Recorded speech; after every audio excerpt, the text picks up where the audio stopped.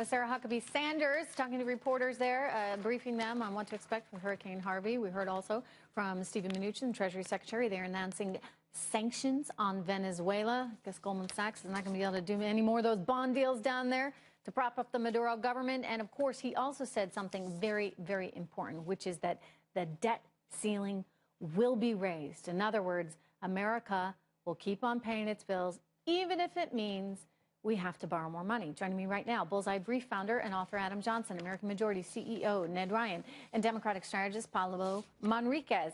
You know, everybody's talking about the potential for a government shutdown, Ned Ryun. What will that mean economically and politically for the country? And will voters blame Donald Trump and his administration if the government needs to shut down? Well, Trish, if we look at history and look at what happened with Ronald Reagan, he shut the government down 8 times. The economic growth during Reagan.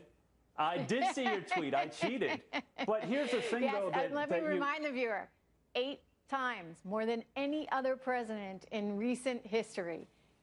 That's it was right. shut down, but yet we had better than 3% growth throughout.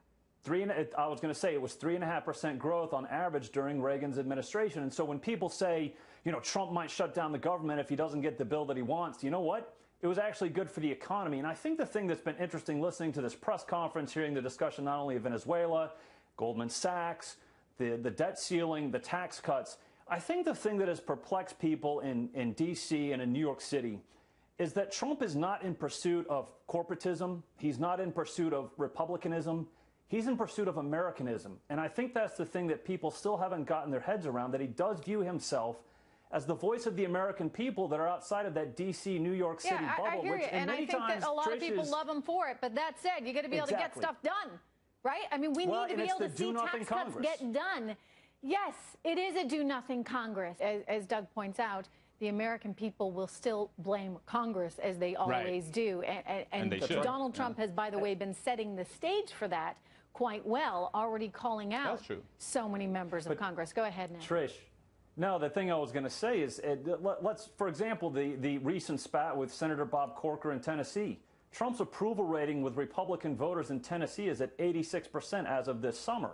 And it all comes around this tax reform issue. 75% of Republicans want to see tax reform. Over 60% of the American people in general want to see tax reform. Senators who also ran on health care reform also ran on tax reform. What Donald Trump is doing is reminding them, guys, this is what you ran on. These are campaign promises. Let's get this done. And I think the thing that Trump should be able to do, and I hope be able to communicate, and again, I think some of these things, Trish, are honestly negotiating tactics of reminding people what their promises were, but they'll come to, I think, hopefully a general consensus when they all get back to D.C. in September. But Trump can lead the Republican Party to decades of dominance if they will merely pass a few of his agenda items, health care, tax reform. And I think Doug hit on a very good point. That wall is a huge thing to his base, Trish. He has to get a wall, and not a virtual wall, a physical wall built. If he can do those things, if Republicans will go with them, Republicans be ascendant for decades. The imagination of the American voter with that wall. I mean, it really has taken on, Adam Johnson, a life of its own.